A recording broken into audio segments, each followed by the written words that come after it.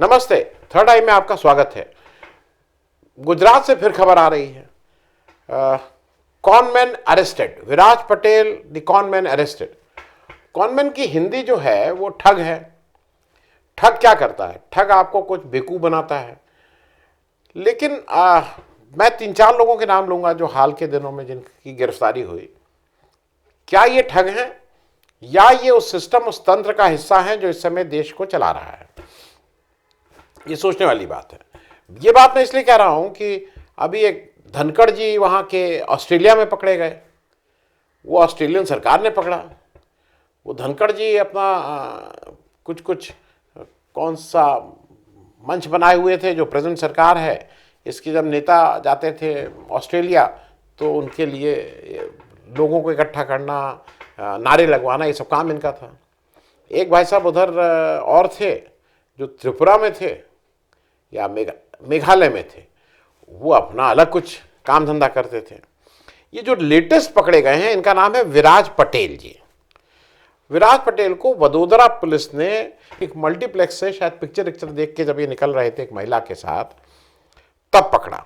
महिला भी पकड़ी गई और फिर ये पता लगा कि इन्होंने बताया कि ये गुजरात चीफ मिनिस्टर के ऑफिस में काम करते हैं और इन्होंने ये भी बताया कि ये president of Gujarat international finance tech city है और जिसको गिफ्ट सिटी के नाम से भी जाना जाता है। ये सब इन्होंने अपने परिचय दिया। जैसे कई लोग मांगते हैं कि भाई आपके पास क्या विजिटिंग कार्ड होगा, तो मैंने विजिटिंग कार्ड बनवाना करीब 6-7 साल से छोड़ दिया है। विजिटिंग कार्ड की अब इस समय कोई ऐसी ज़रूरत दिखती नहीं है। विजिटिंग कार्ड की तो ज़रूरत होती है जब आप काम धंधा कर रहे हो। अब इनको जब पुलिस ने पकड़ा तो इनके पास जो पान परमानेंट अकाउंट नंबर जिनका, उस पर कुछ अलग नाम था। फिर इनका जो आधार कार्ड था उस पर इनका सरनेम ही नहीं था। और मतलब फिर पुलिस सस्पिशियस हुई और इनको पकड़ लिया। जब पकड़ लिया तो ये पता लगा कि इनके ऊपर वो जो इनके साथ महिला थी वो एक मॉडल थी और उन्होंने इनके ऊपर रेप का चार्ज लगाया और उन्होंने कहा कि मुझे नौकरी का झांसा देके ये मेरा यौन शोषण कर रहे थे। अब मैं ये बात ये इसलिए कह रहा हूं कि ये चीज कुछ ज्यादा ही होती जा रही है। आपको सिर्फ याद दिलाने के लिए एक व्यक्ति का और नाम बता दूं क्योंकि फिर थोड़ा समझना आसान होगा। अभी पिछले दिनों संजय राय शेरपुरिया जी, ये शेरपुरिया, ये सब, ये लगता है कि कहीं ये पंजाब हरियाणा उस तरह के हों। उत्तर प्रदेश में इस तरह के नाम नहीं होते हैं, लेकिन संजय राय साहब गाजीपुर में रहते हुए ये शेरपुरिया हो गए। हालांकि मेरे ख्याल में तो गाजीपुर के अगल बगल भी कोई शेर नहीं रहता है, लेकिन ये शेरपुरिया हो गए। और इनका ये भी है कि इन्होंने, जैसे ये खुद क्लेम करते हैं कि इन्होंने जब मोदी जी इलेक्शन लड़ते हैं तो बनारस जाके उनका इलेक्शन का प्रबंध भी करते हैं। फिर इनके ऊपर कुछ 300-350 करोड़ का पैसा लेके एसबीआई का, गायब तो नहीं हुआ, अब तो पकड़ ही गए हैं, लेकिन वो लेके ये पैसा नहीं दिए हैं। वो इन्होंने 2019 में एक संस्था बनाई, youth oriented and employment generation, YREF। ये मैं इसलिए बताता हूँ, बाकी मैं कंपनी अपनी की तो गुजरात में कंपनी तो बहुत बढ़िया चल रही थी 2005 से, मतलब उसका नहीं। उसके अलावा एक ये इन्होंने गाजीपुर बेस्ड एक ये एनजीओ बनाई और ये बताया गया कि इन्होंने जो आत्मनिर्भर भारत है उसकी थीम से ये इतना इम्प्रेस हुए, उनको इतना मतलब उससे मोटिवेट हुए कि इन्होंने एक YREF ही बना ली। अब चूंकि इनको करना तो आता है केवल सरकार के साथ मिलके कुछ हेरा फेरी, तो इसमें भी हेरा फेरी कुछ होने की काफ़ी संभावनाएं हैं। ये इसमें बड़े बड़े पैसे लेते थे और इसी में एक इन्होंने पैसा अभी हाल के दिनों में 6 करोड़ लिया एक दालिमिया जी से और उसी को लेके कहा जाता है कि कुछ डिस्प्यूट हुआ। हालांकि कुछ जो ज़्यादा जानकार लोग हैं उनका कहना ये है कि 6 करोड़ का मामला नहीं है, क्योंकि 6 करोड़ विजिबल हो गया और प्रकाश में आ गया इसलिए है। हालांकि किसने एफआईआर की, किसने पुलिस को बताया, किसने ईडी को बताया, ये अभी तक स्पष्ट नहीं हुआ है। लेकिन फिलहाल ये उस 6 करोड़ के लपेटे में आ गए और फिर ये गिरफ्तार कर लिए गए उत्तर प्रदेश एसटीएफ द्वारा। ये उधर अपना ये जो YREF ये गाजीपुर में चला ही रहे थे। अब जरा YREF का भी कुछ समझ लीजिए कि इनके हाथ कहाँ कहाँ तक हैं। आज सुबह के इंडियन एक्सप्रेस में एक बड़ी स्टोरी है, वो आप भी देख सकते हैं। उसमें साफ साफ बताया गया है कि YREF जो है उसमें एक एडिशनल डायरेक्टर साहब आए, प्रदीप कुमार राय। तो भाई किसी में भी आ सकते हैं, तो प्रदीप कुमार राय के आने से क्या क्या उनके लिंक हैं ये जरा समझ लीजिए। प्रदीप कुमार राय साहब पार्टनर हैं निवेशन वेंचर्स के। निवेशन वेंचर्स के ये एक पार्टनर हैं। अब इन प्रदीप कुमार राय साहब के जो दूसरे पार्टनर निवेशन वेंचर्स में हैं उनका नाम है कुशाग्र शर्मा। अब ये सब एक दूसरे से गुत्थियां सुझी हुई है, इसलिए समझ लीजिए। प्रदीप कुमार राय निवेशन वेंचर्स के पार्टनर, उसके दूसरे पार्टनर कुशाग्र शर्मा। और कुशाग्र शर्मा कौन है? कुशाग्र शर्मा IPS अफसर AK शर्मा के पुत्र हैं। अब यहां तक तो कोई दिक्कत नहीं है, कोई किसी का पुत्र हो। अब फिर से और समझिए, निवेशन वेंचर जो है वो कहां पे रजिस्टर्ड है? वो रजिस्टर्ड है Delhi riding club, 1 Safdarjung road, new Delhi. तो इसमें भी कोई दिक्कत नहीं है, लेकिन सिर्फ दिक्कत यह है कि ये जो जगह है ये संजय राय साहब के घर का पता है। संजय राय साहब के घर पे निवेशन वेंचर्स का रजिस्टर्ड एड्रेस है, और जिसके दो पार्टनर प्रदीप कुमार राय और कुशाग्र शर्मा है। तो वो इस्टेब्लिश हो रहा है कनेक्शन इन सब लोगों के बीच।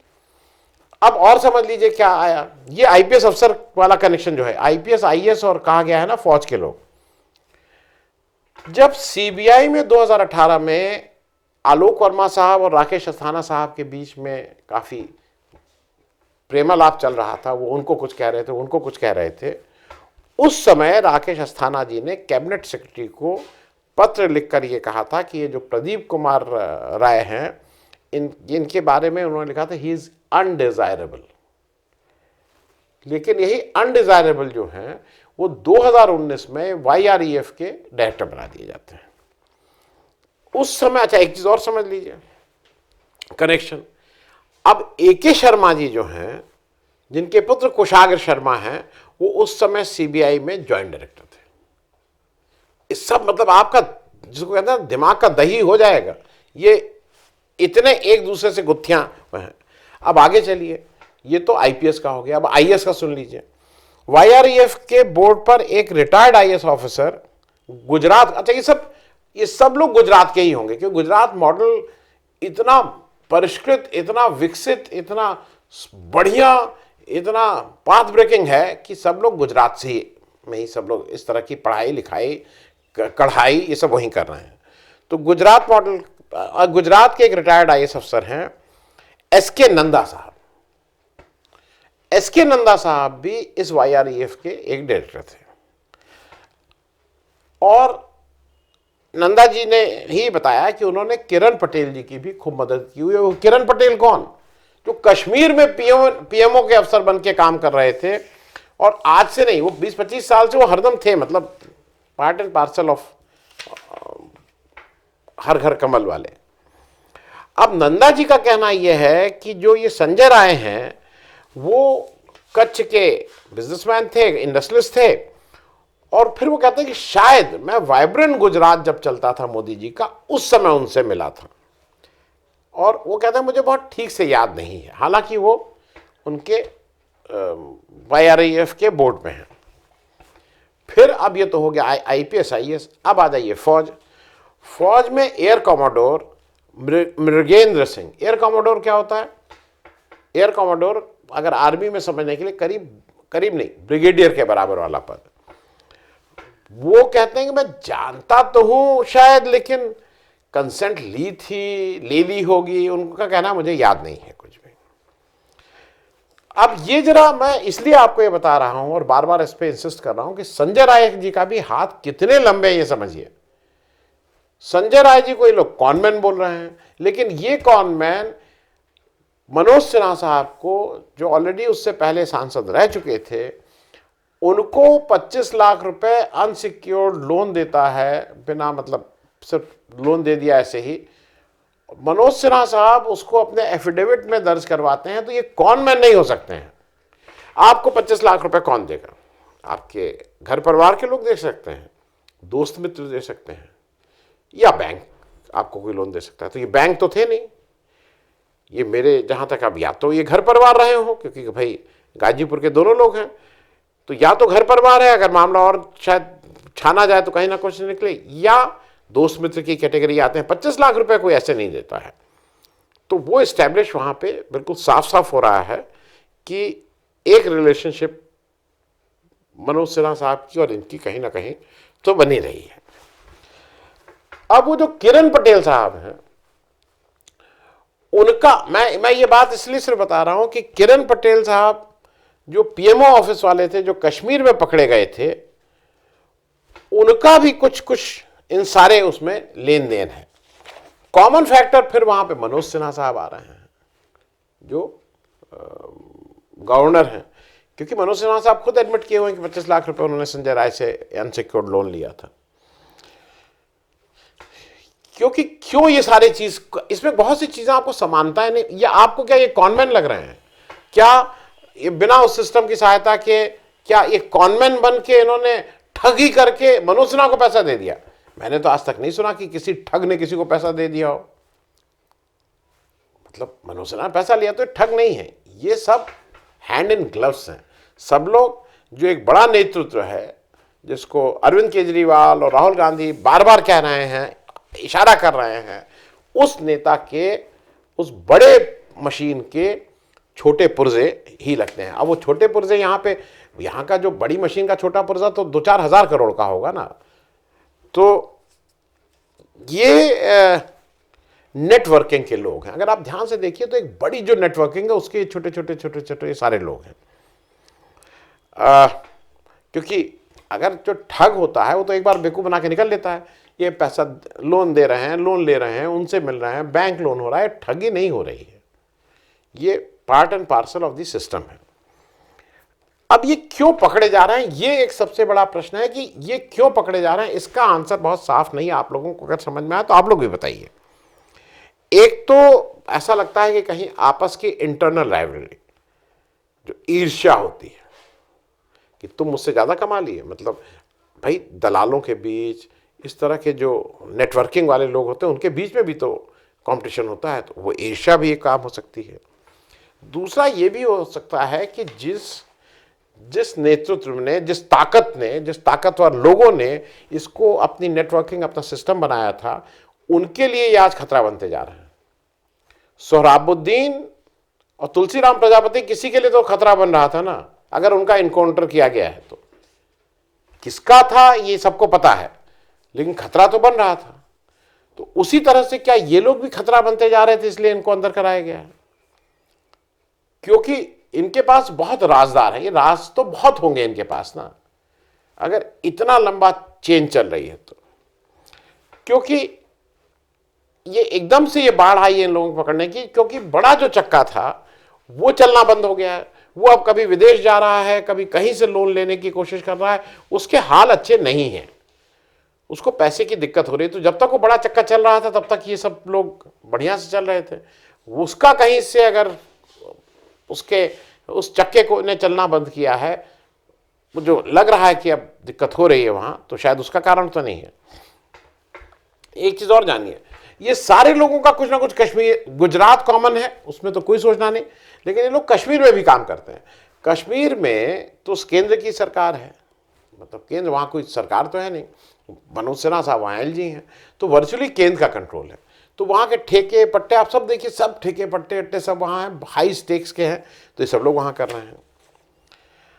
यूपी में देखिए, वहाँ का है दूसरा, यूपी में क्यों पकड़े गए? अब यूपी में एक नेतृत्व को लेके जो second line after Modi ji कौन, उसको लेके कोई माने या ना माने, कहीं ना कहीं एक पैरेलल पावर स्ट्रगल तो चल ही रहा है। क्योंकि ये जो अब शेरपुर, मतलब ये संजय राय को कॉनमैन और ठग कहना तो ठीक नहीं है।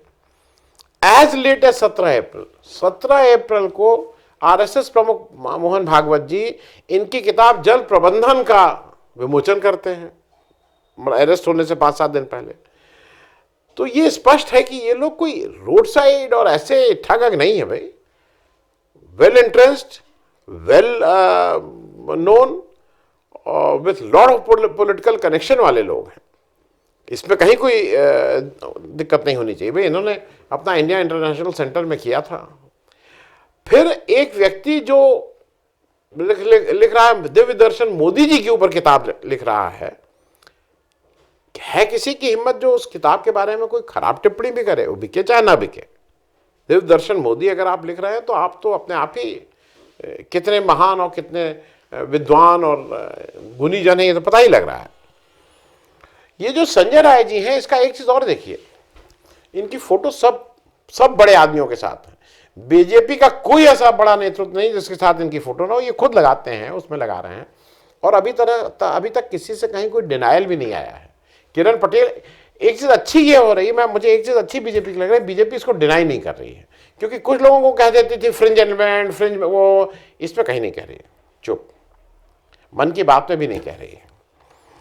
क्योंकि एक चीज है, सबके तार कहीं ना कहीं, जो गुजरात की वो यशस्वी तपोभूमि है, जहां पे कितने लोग, मतलब वो अपने में एक मिसाल है कि वहां से कितने लोगों ने एक इस काम को बहुत अच्छे से किया। जैसे पकौड़ा तलने का काम बहुत अच्छा है, वहां बताया गया। फिर एक काम और अच्छा है, जो वहां के लोग, जो उस तरफ के रहने वाले लोगों में काफ़ी स्पेशलाइजेशन और सिद्धहस्त हैं, बैंक से पैसा लो और पैसा लेके भाग जाओ। अब नाम किसी का लेना नहीं चाहिए, लेकिन पैसा लेके भाग जाने वाला भी एक मॉडल ऑलरेडी काम कर रहा है, और उसमें ज़्यादातर मेजॉरिटी उसमें गुजरात के लोग हैं। तो गुजरात मॉडल एक वहाँ ठीक से काम कर रहा है।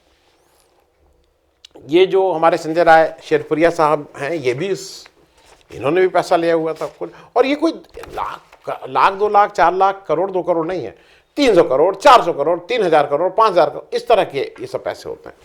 तो कुल मिला के समझना हमको और आपको ये है कि ये जो लोग पकड़े जा रहे हैं, ये कितने दिनों से ऑपरेट कर रहे हैं। 2014 के बाद जैसे सब लोगों का जो एकदम से प्रतिभा प्रस्फुटित हुई, पैसा आना बेतहाशा शुरू हुआ, वो 2014 के बाद शुरू हुआ। और इसका हल क्या क्या हो रहा है? अच्छा, आप रूल अपने हिसाब से हम चेंज कर लेते हैं। बीसीसीआई के लिए एक सख्त रूल बनाया था सुप्रीम कोर्ट ने, अगर आपको याद हो, कि भाई 2 टर्म के बीच में कूलिंग ऑफ पीरियड होगा। लेकिन कुछ लोगों को कुछ जगह पे बिठाना था, तो रूल चेंज करा दिया गया, सुप्रीम कोर्ट ने चेंज कर दिया। क्या फर्क पड़ता है? तो अगर आप पहुंचे हुए हैं, अगर आपकी पहुंच है, तो इन रूल का आपके लिए कोई मतलब नहीं है। अंत में सिर्फ इतना एक बार आप सब लोगों से कहना चाहेंगे कि इनको जो पेपर आपको दिखाना चाह रहा है ना, कि इन लोगों ने ठगी कर ली, इन्होंने किसी को, कोई ठगी नहीं है। पार्टनर्स हैं, पार्टनर इन क्राइम तो नहीं बोलूँगा, पार्टनर इन लूट हैं। जो लूट हो रही है उस लूट में हिस्सेदार हैं, और इनको मेरे ख्याल में ठग कहना थोड़ा ठगी का भी अपमान है। ठग भी एक हुनर होता है, आर्ट होती है बेकू बनाने का। आपके दिमाग, यहाँ तो पूरी साथ मिलजुल के ये काम हो रहा है, इसलिए ठग तो नहीं कहा जा सकता है। They are hand in gloves with the people जो डिसीजन मेकर्स हैं। Thank you so much.